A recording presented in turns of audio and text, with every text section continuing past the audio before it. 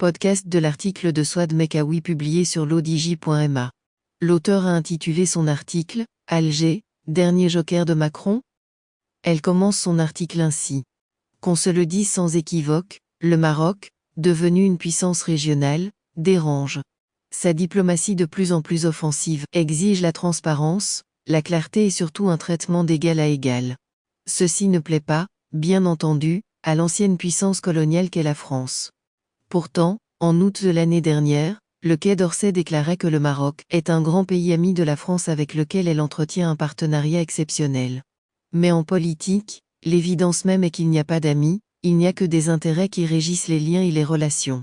La visite qu'entame le président français en est la meilleure illustration, bien entendu. En se rendant, aujourd'hui, et pour 3 jours en visite officielle en Algérie, Emmanuel Macron dévoile bien ses cartes juste quelques jours après le discours royal où Sa Majesté le roi Mohamed VI où il a appelé les partenaires à adopter une position claire, s'agissant de certains pays, comptant parmi les partenaires du royaume, traditionnels ou nouveaux, dont les positions sur l'affaire du Sahara sont ambiguës. Nous attendons qu'ils clarifient et revoient le fond de leur positionnement, d'une manière qui ne prête à aucune équivoque.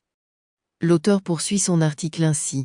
En décembre 2017, au tout début de son premier quinquennat, Macron avait fait une visite éclair en Algérie qui lui a attiré les foudres de la droite et de l'extrême droite en France.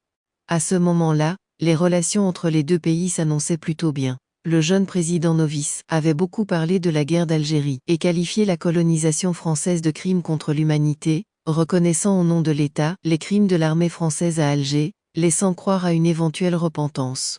Il avait même lancé le projet d'un musée de l'histoire de France et de l'Algérie à Montpellier. Toutefois, cela n'avait trouvé aucun écho de l'autre côté. Ne sait-il pas que le système algérien ne prend jamais une main tendue? Le nouveau président est très vite rattrapé à la nuque par un long passif et un contentieux dur à faire oublier. C'est un marécage de sang et quelques 132 ans de colonisation qui séparent la France des Algériens. D'ailleurs, les réactions sur les réseaux sociaux montrent à quel point la population rejette la visite de Macron dont elle n'attend rien. Seulement, et comme l'avait bien dit Feu Hassan II, la politique est un peu semblable à la météo, on progresse par temps clair ou par temps couvert, chaque fois, il faut percer les nuages de l'avenir. Et pour la France, une éclaircie vient de l'Algérie. L'auteur précise sa pensée ainsi. Une mise au jeu sous haute tension. Il est clair que la France, paternaliste jusqu'au bout avec ses anciennes colonies, perd du terrain comme une peau de chagrin. Et si l'ancien ambassadeur de France en Algérie, Xavier Driancourt, a déclaré à l'AFP qu'il ne voit tout de même pas bien l'intérêt d'une telle visite actuellement puisqu'il n'y a pas de changement récent dans les relations avec l'Algérie, Macron, lui, tient à forcer le changement, ou du moins donner l'impression à la communauté internationale. L'objet de la visite étant, bien entendu, d'apaiser les tensions et les contentieux tout en essayant de reconstruire des relations diplomatiques entre les deux pays et renforcer la coopération franco-algérienne. Une visite qui se veut tourner vers la jeunesse et l'avenir, comme souligné par l'Élysée, cette jeunesse qui n'a pas vécu les affres du colonialisme et qui pourrait constituer pour Macron une carte à jouer. Mais pour cela, il devra, avant tout, dissiper les tensions cumulées suite aux propos injurieux et méprisants tenus à l'égard de l'Algérie. Pour rappel, lors de sa campagne électorale de l'année dernière, Macron avait insinué que l'identité nationale de l'Algérie s'était forgée sous domination française tout en ajoutant que les dirigeants algériens avaient réécrit l'histoire de la lutte pour l'indépendance en se nourrissant de haine à l'égard de la France. Aujourd'hui, si l'histoire d'un passé douloureux est toujours présente dans la mémoire collective des Algériens, les enjeux politiques, économiques et sociaux sont les plus pressants. Mais la tâche ne sera pas facile pour le président français surtout quand tout divise les deux pays. Mais peut-être que leur point en commun, du moins pour le moment, les rapprochera, le fait d'en vouloir au Maroc chacun pour des raisons propres à lui. L'auteur continue son article ainsi. Gaz contre visa?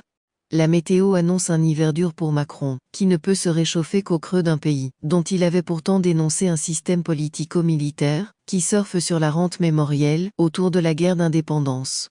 La pénurie de pétrole et de gaz risque de peser sur la France dans les mois à venir, il faut donc trouver des partenaires, et qui mieux que l'Algérie pour cette mission? N'est-elle pas le 3e fournisseur de gaz naturel pour l'Europe derrière la Russie, la Norvège, et devant le Qatar? L'Algérie, quant à elle, a besoin d'un acolyte pour défendre un dossier monté de toutes pièces par ses soins. Et dans ce cas, qui mieux que la France qui traîne une lourde responsabilité dans la naissance de ce conflit artificiel? N'est-ce pas l'administration française en Algérie qui avait tracé, en 1938, La ligne virtuelle décidée entre officiers français sur les cartes du Sahara, entre le Maroc et l'Algérie?